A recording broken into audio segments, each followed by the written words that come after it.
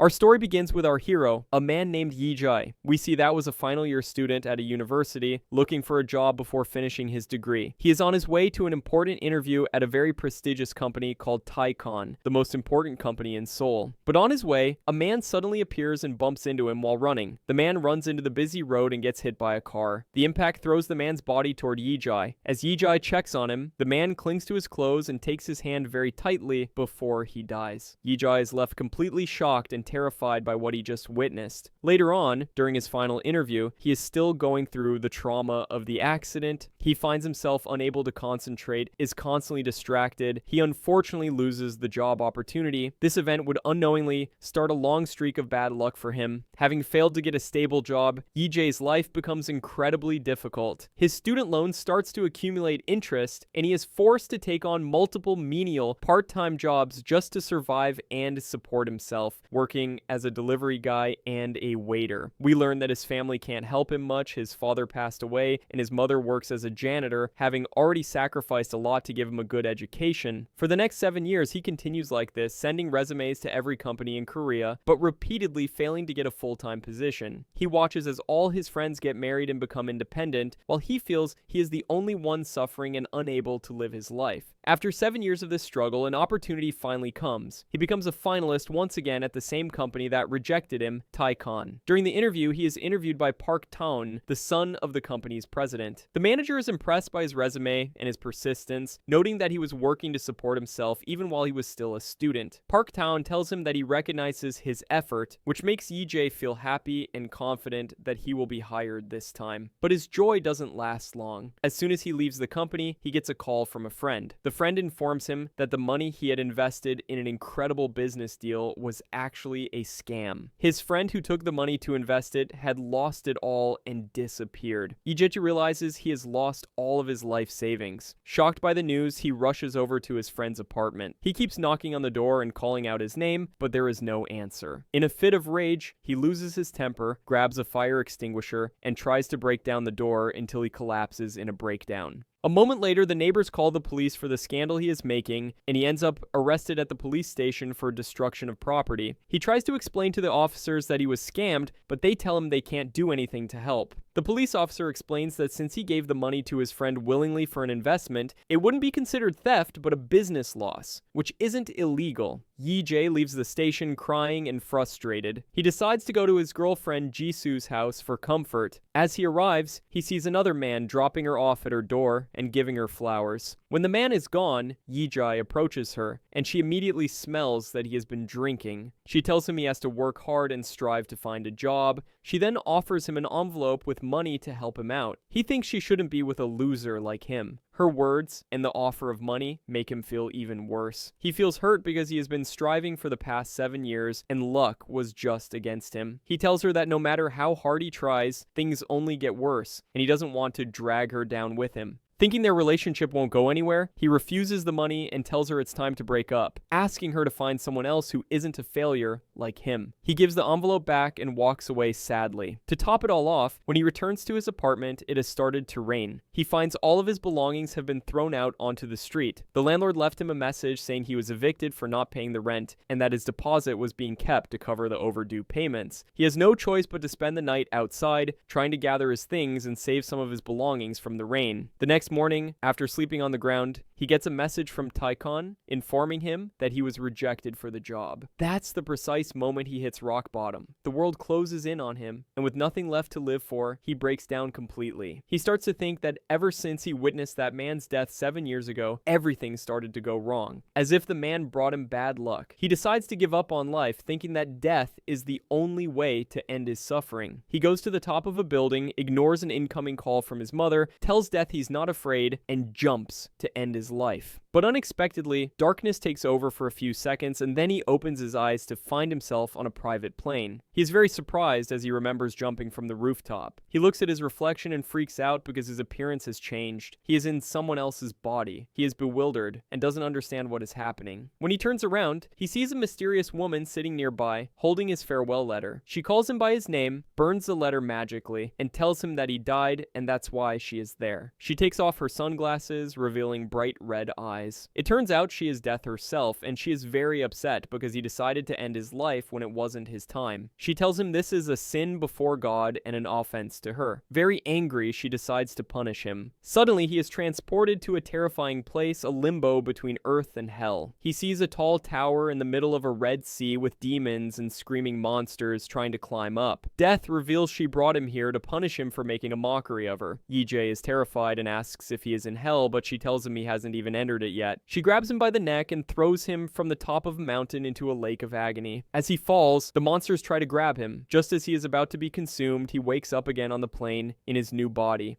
The annoyed protagonist asks her why he must be punished. Death replies that it's for despising the privilege God gave him, as humans can only die once. He gets even more upset and tells her that can't be a privilege. Then, she tells him his punishment will be to die 12 more times. His soul will enter 12 different bodies that are all facing imminent deaths. He tells her he doesn't want to live anymore, which is why he jumped, so he refuses to participate. But she interrupts him, saying that death is not the end but the beginning, and no matter what he does, he will die anyway. She challenges him that if he can manage to evade one of these deaths, she will allow him to keep that life and return to continue it in the body he wants. With a snap of her fingers, she is gone. Suddenly, the plane starts to shake with strong turbulence. A scared Yijie unconsciously panics, puts on a life jacket, and fastens his seatbelt. A flight attendant comes out to reassure him that it's just some turbulence and there's no need to panic. After a few minutes, the turbulence passes and everything goes back to normal. He starts to relax and walks around the plane, observing the luxurious life of his new body. He finds many expensive suits and all kinds of watches. Suddenly, a glowing pebble, a magic crystal, appears and enters his mind, transferring all the memories of the body he's in. We are shown that he is in the body of the second son of the Taikon family and the current CEO of the company. This is the same company where he had always wanted to work, but had been rejected twice. Since he was young, he competed with his older brother, Taiyu, and succeeded in proving himself to win his father's trust, who eventually made him his heir. Seeing all the power and wealth he now has, Yijie begins to relax and love this new life. He thinks that luck has finally smiled on him and that he has passed the test and triumphed over death. But he will learn a valuable lesson. Being overconfident is never good. A moment later, a turbine on the plane starts to catch fire, and the plane begins to fall at a great speed. Yijie has to dodge sliding furniture before getting back to his seat to fasten his seatbelt. The flight attendant and the pilot come out to check on him, but the engine explodes, creating a hole in the side of the plane that sucks them both out. He is buckled into his seat, but knows the chances of surviving a plane crash are practically zero. The entire plane catches fire and explodes, and the protagonist dies again, screaming in pain as he is burned to death. Upon opening his eyes, he wakes up in his real body in a dark, barren room, which is the hall of death at the gates of hell. He finds Death sitting at a desk with 11 bullets and a clock counting down the lives he has left. Still bewildered, he asks how all this is possible. Death explains that it is a kind of game where the only objective is to survive. She explains that the glowing pebbles are the memories and identities of his new bodies, and as a bonus, he also receives their special abilities. Annoyed, he yells at her that there was no way to survive that plane accident. Death replies that it is his mission to make the impossible possible. He tries to refuse to continue playing, but she tells him that for his sin of finding her before she found him, he will go directly to hell if he fails. She gives him a preview,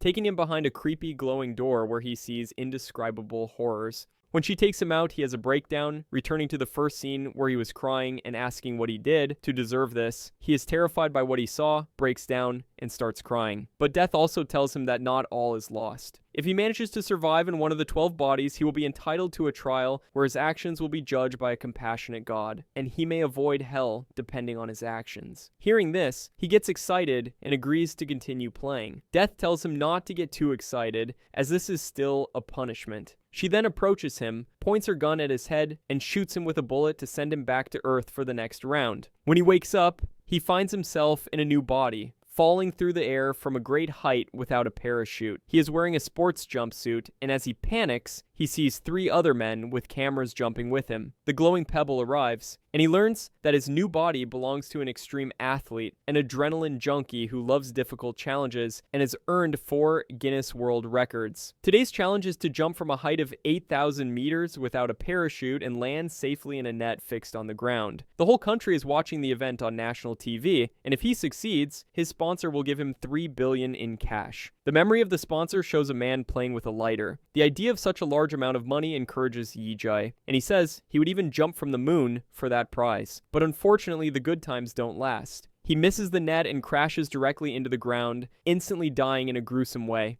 When he wakes up in the dark room again, he is very upset and still feels his head hurting from the fall. He thinks he has no chance of survival and that this is all just a game to entertain death. He complains that she puts him right into death's path without giving him a chance to make decisions or understand what is happening. Death tells him that he is partly right, but she also says there is always a way to save himself that he must discover on his own. Annoyed, she shoots him again to start the next round. For his third life, Yi-jae wakes up at a school, in the body of a high school student. He turns around and sees a classmate laughing at the video of the extreme athlete's death from his past life, which makes him realize all these lives are happening in the same reality. As he is about to attack him, the body's memories arrive. We learn that the student's name is Won Jonu. He is 17 years old. His father died when he was just 5, and his single mother took care of him, working day and night to provide for him. He wanted to study hard to make her proud and compensate her for her hardship, but he hates school because he is bullied by a student named Jin Sang and his friends. They would beat him, humiliate him, film him, and even steal his money. He could never tell his mother because he felt he would be a burden to her and that she would blame herself. School eventually felt like a real hell to him, and he saw his bullies as demons. This escalated to the point where he decided to end his own life. Yi-jae reads the student's diary and realizes that to survive this time, all he has to do is choose not to go through with the suicide. He laughs, feeling happy that he finally has a choice and can win the challenge. Just then, the bully Jin Song approaches him, smiling, and reminds him to bring him his strawberry milk before hitting him. But now that he is Yi-jae, he decides to fight back. He tells Jin Sang he's seen death with his own eyes and isn't scared of a kid like him. He grabs a chair and attacks, knocking Jin Sang down and hitting him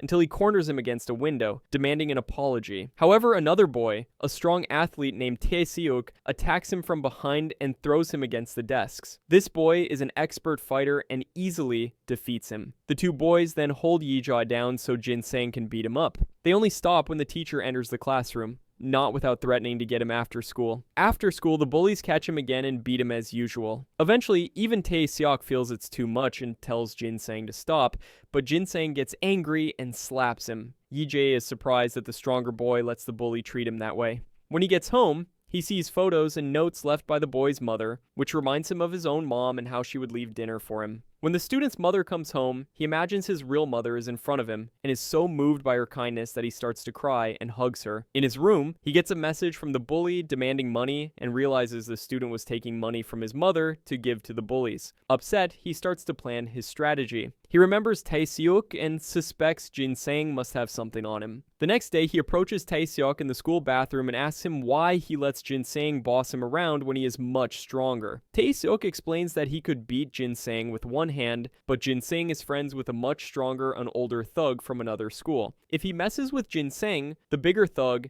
and his gang would come and destroy him. Later during lunch, Jin Sang comes to bother him as usual, but this time, Yi-jae gives him a taste of his own medicine and pours his entire bowl of soup over Jin Sang's head, humiliating him in front of everyone. It turns out this was part of Yi-jae's plan. He had made a deal with Tae Seok not to interfere. Completely humiliated, Jin Sang goes to get his older friend to teach Yi-jae a lesson. When the thug and his gang arrive at the classroom, they see that Yi-jae is just a small, weak kid. The leader gets angry at Jin Sang for bringing them there for such a minor issue and feels embarrassed. He calls Jin Sang a coward, tells him never to act like they know each other again, and kicks him out of the gang. From that day on, Jin Sang becomes a social outcast. No one respects him, and even his girlfriend leaves him for the senior leader. He starts playing sports to strengthen his body. One night, while out for a run, he runs into Jin Sang, who blames him for ruining his life. Yi-jae tells him he deserves it and needs to change. As he continues running, a truck almost runs him over, but the driver stops just in time. He gets overconfident, thinking he has beaten death twice. But he doesn't hear Jin Sang approaching from behind with a brick. Jin Sang hits him, knocking him down, and then beats him to death. He wakes up in the Hall of Death furious, telling Death she's a liar because he did everything he could to live. An annoyed Death throws him through the air, steps on his face, and tells him his next deaths will be even more painful as punishment. She shoots him again.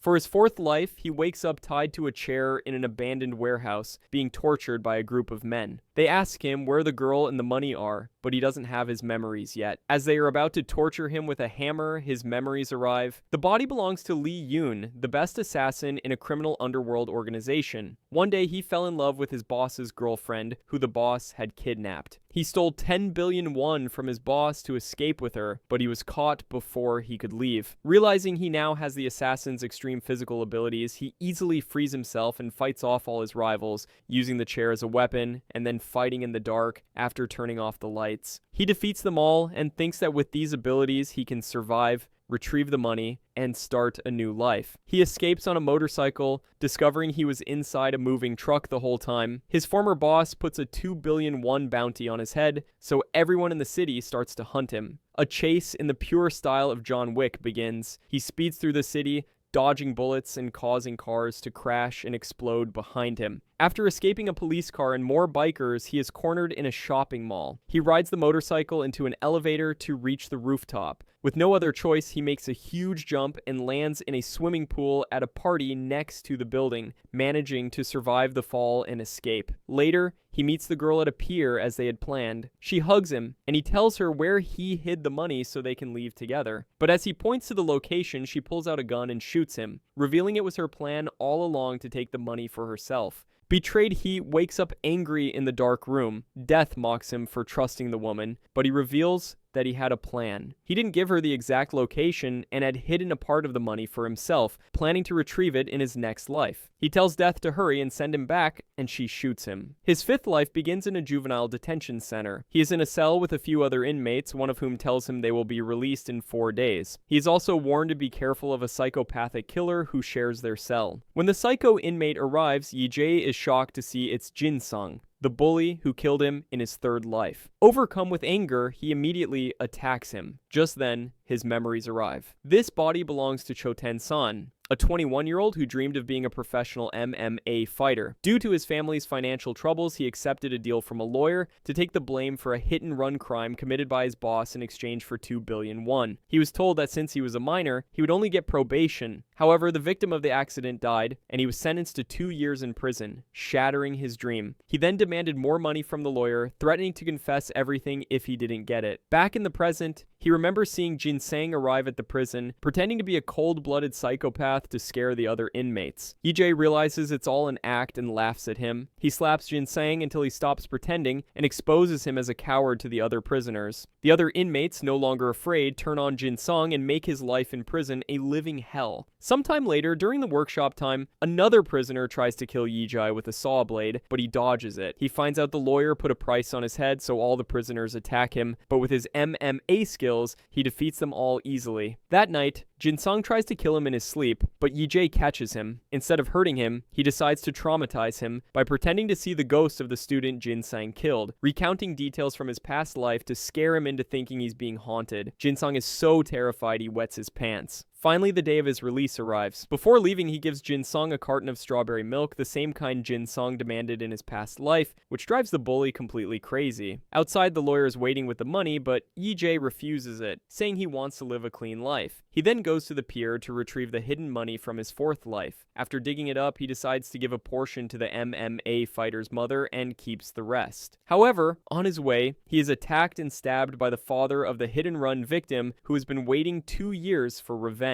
As he is about to be finished off, his former cellmate, who he thought was his friend, arrives. It turns out he was the real psychopath, and he was offered money by the lawyer to kill him. The man doesn't believe he has money and stabs him multiple times, ending his life while his mother is calling his phone. He wakes up sad because he remembered his own mother. Death tells him he is just a selfish child who doesn't think about the pain of others. He doesn't care and just wants his money back, so he tells her to send him back. She smiles and shoots him again. For his sixth life, he wakes up and realizes he can't move or speak. He is now a baby, just a few months old. He can do nothing but cry. In a restaurant, his mother picks him up, but in the car, she becomes hysterical and starts yelling at him for being an annoyance. At home, he meets the father and thinks he might be kind, but he is given food that expired 4 months ago. When he refuses to eat, the father gets upset. Just then, a child protection officer arrives due to a complaint of abuse. The parents pretend to be angels, and the father reveals he also works in child protection, so the investigation is dropped. The baby cries for help,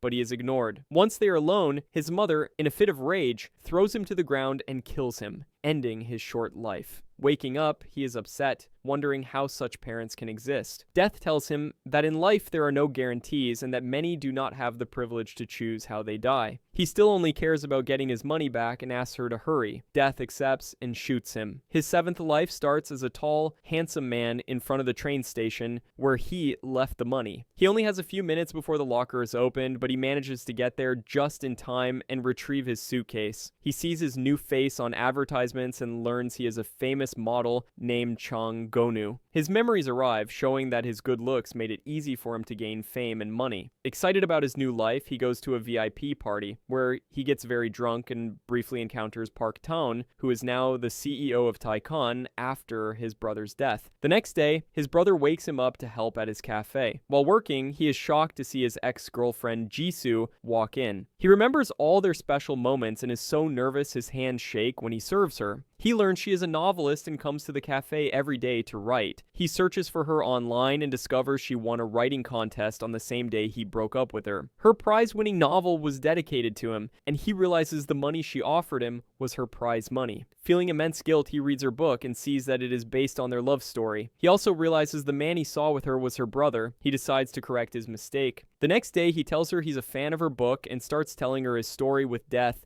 as if it were an idea for a novel. She is fascinated by how real his story feels and agrees to meet with him every day to hear more. One day, he asks her for an autograph and sees she is using the engraved pen he had bought for her, which his mother gave her after his death. The days pass, and they grow closer. One night, he sees an ambulance pass by and fears Jisoo was in an accident. He runs to the scene and is relieved to find her safe. She tells him about the pain she felt when she learned of his suicide. The next day, he goes to his own grave and sees both Jisoo and his mother there, crying for him. The guilt becomes unbearable. He leaves the bag of money at his mother's house with a note pretending it's from him. That night, he walks Jisoo home and decides to confess everything. He tells her the story about death is real and that he is her dead ex-boyfriend Yi-jae. As she is about to believe him, a car comes out of nowhere at high speed and runs them both over. Jisoo dies instantly, but Yi-jae is still alive and sees that the driver is Park Taun, the CEO of Taikon. He realizes that Park Taun has been connected to all of his deaths. As Park Taun gets out of the car to finish him off, Yi-jae dies. Waking up in the dark room, he is devastated by Jisoo's death. In a fit of rage, he grabs Death's gun and shoots her in the head, but she is unaffected. She mocks him, saying that death cannot die, just as fire cannot burn. He vows to get revenge on Park Taun and asks to start the next round. Death warns him that if he tries to kill someone, she will have to intervene. He wakes up in a gloomy bathroom in his 8th life. The room is full of paintings that look like they were painted with blood. His memories arrive and he learns he is in the body of Wani Chol, a 34-year-old painter who became a famous serial killer. He kidnaps criminals and tortures them, using their suffering as inspiration for his art. Yi-jae is shocked but decides to use this body to get his revenge on Park Taun. He remembers that before he died, Park Taun's assistant took the blame for the accident. He goes back to the scene and finds a memory card from a dashcam that recorded everything. He also finds out that the painter has a terminal brain tumor and only has a month to live, which he thinks is enough time for his revenge. He gets a call that Park Taun wants to buy one of his paintings and arranges a meeting. They meet, and Park Taun gives him his address to deliver the painting. Later, Park Taun is caught speeding by 2 police officers. He calls the Commissioner General, who tells the officers to leave him alone. Feeling powerful, Park Taun assaults one of the officers and throws money at them before leaving. When he gets home, Yi-jae is waiting for him. They fight, and although Park Taun pulls a gun, Yi-jae wins, having foreseen it and worn a bulletproof vest. He ties up Park Taun and takes him to his studio. However, Yi-jae suddenly faints due to his brain tumor. Park Taun frees himself and ties up Yi-jae. He then confesses his murders, including the first accidental one that Yi-jae witnessed 7 years ago, which sparked his thrill for killing. Park Tawn then tortures and kills him. Yi-jae wakes up before death, but this time he is happy. It turns out fainting was part of his plan. He had set up cameras to record Park Tawn's confession in the murder, getting the evidence he needed to bring him down without breaking Death's rule. He tells Death to hurry up and send him to his next life to continue his plan. He revives in the body of a police officer named Ijon, the same one who was too cowardly to stand up to Park Tawn during the traffic stop.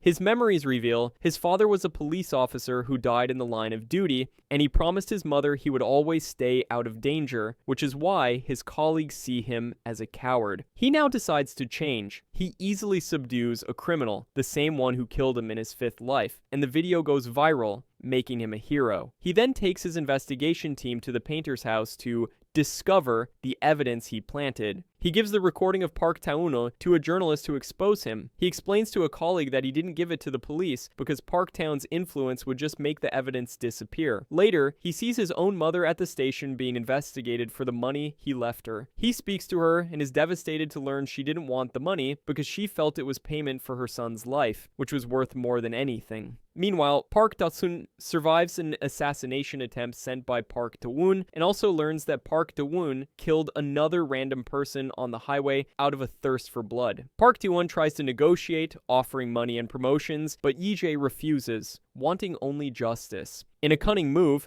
Park Tawn turns himself in, claiming he killed the painter in self-defense. The broadcaster airs an edited version of the video that supports his story, and he is declared a national hero and acquitted. Yi-jae is fired for fabricating evidence. As Yi-jae leaves the station, he is kidnapped by Park Taon's men. Park Taon, now on his private jet, tells them to hold him until he returns to have fun with him. But this was all part of Yi-jae's grand plan. He had used the memories and skills from all his past lives to set a final trap. Using the model's connections, he made Park Tawn believe he was captured. Using the assassin's skills, he sabotaged the plane. Now, alone on the jet, Park Tawn hears a voice telling him he must pay for his crimes. He finds the cockpit empty and the plane's engine explodes. He barely manages to get a parachute and jump, surviving the fall. But as soon as he lands, a car driven by Yi-jae runs him over. Yi-jae had also leaked all the unedited evidence online, which went viral and implicated the Commissioner General and other corrupt officials, ensuring no one could help Park Taon escape justice this time. As Yi-jae is about to finish Park Taon off, Death appears to remind him of her rule. Just as he is about to ignore her, Jisoo's pen falls from his pocket. He remembers she wanted his story to have a happy ending, so he lets Park Taon go. But when he turns his back, Park Taon attacks him. Death intervenes. A strong gust of wind opens Park Taon's parachute, dragging him into the path of a speeding truck. After his victory, Yi-jae visits Park Taon's assistant in prison and destroys the USB with the evidence of his innocence, telling him he deserves to be there. We see Park Taon in the hospital, having lost both his legs and an arm. Yi-jae visits Jisoo's grave to mourn her properly. He continues living as Detective Ann, but during a chase, he sacrifices his own life to save his partner, jumping from a rooftop with a criminal. He wakes up before death, happy to have died saving someone. She sends him to his next life as a homeless person. He attends his own funeral and sees his partner and his daughter crying for him. His former partner asks him who he is to comment on Detective Ann's death, and Yi-jae realizes that after so many lives, he no longer knows who he truly is. He understands that no other life makes sense if he can't be himself. Desperate, he tries to run from his next set of memories, but trips, falls down a set of stairs, and dies again. He wakes up tired of the game and tells Death to finish it. His next life is that of the man from the very beginning, the one whose death started his bad luck. He realizes this man was also at his lowest point, having been fired and divorced, and was about to end his own life. He sees Park Taon's car approaching and realizes the man was actually looking at Death, who was standing behind Yi-jae at that moment asking for help. He tries to warn his past self, but it's too late. He wakes up for the last round. He tells Death he will die quickly, no matter what body she puts him in. She replies that she doubts he will. He wakes up and looks in the mirror to find himself in his mother's body. He is horrified, but then her memories arrive. He sees her entire life of struggle and hardship after his father's death, how she never gave up, and how he was the only reason she kept kept going. He sees her pain when she learned of his suicide and how she blamed herself for it, feeling she hadn't provided enough for him. He realizes that none of the deaths he experienced were as painful as seeing the suffering he caused the people who loved him. He finally understands that death was right, he was selfish. As a punishment to himself, he decides to continue living as his mother. He feels the fatigue she felt, sees the world through her eyes, and feels ashamed for taking his own life instead of fighting harder. He fulfills a promise he made to her by going to Mount Obong in her body. On the way back, he slips and falls, getting badly injured. For a moment, he wants to give up, but he decides he won't let his mother's body die. He drags himself to safety and manages to live for 32 more years in her body, longer than he lived as himself. On her deathbed, he reflects that life is an opportunity, and it's okay to fail as long as you keep fighting. When he finally dies and sees death again, he tells her he won the game, as his mother died of natural causes. He bows and implores her for one last chance to live as himself, just so he can give his mother one last hug. Death tells him his fate is up to judgment, but offers him one final test. She puts a single bullet in her gun, spins the cylinder, and tells him that if the gun fires, he will get his chance. Yi-jae takes the gun, cries, and pulls the trigger. Miraculously, it fires. He wakes up on the rooftop just moments before he was about to jump. This time, when his mother calls, he answers the phone, changing his future. Remember to like and subscribe to the channel. Thanks for watching, and I'll see you next time.